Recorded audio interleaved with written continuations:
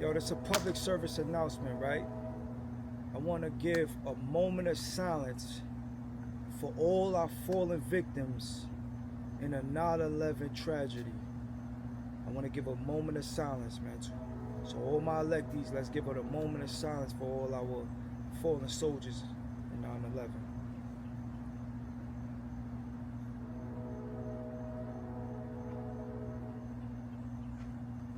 Thank you, thank you, thank you, thank y'all for that, man.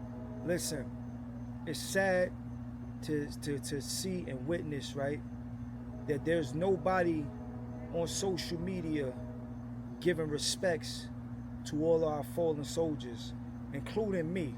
I just literally had to check myself, right? And I really checked myself because we was there. We got to witness the tragedy, man, and how not just the world, but New York City, it was at its all-time high right at that time, right there, as far as the attack go, right? Everything that's going on right now, man, my condolences to all the families that's going through things right now.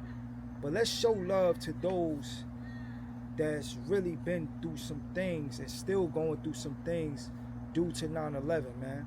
Because at the end of the day, it was a tragedy for all of us. We got to see it at a young age, not understanding, but we got to see, people losing their lives.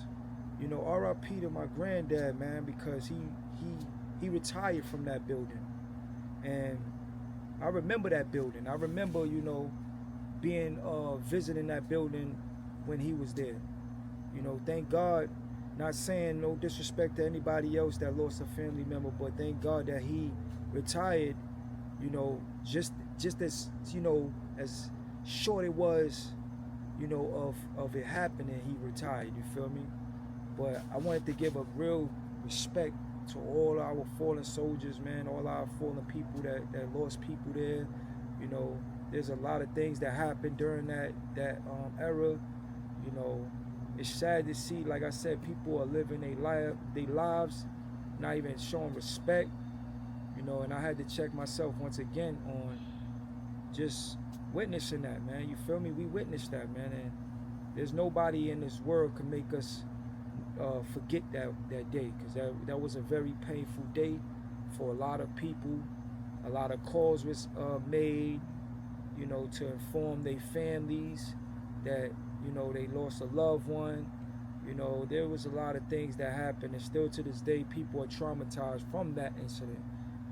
We was young at that time, but we knew something was not right, and it was a very long day. Trains was not moving, buses wasn't moving, transportation was not at nowhere near moving. It was real. My mom's had to literally go get my sisters and everything from school.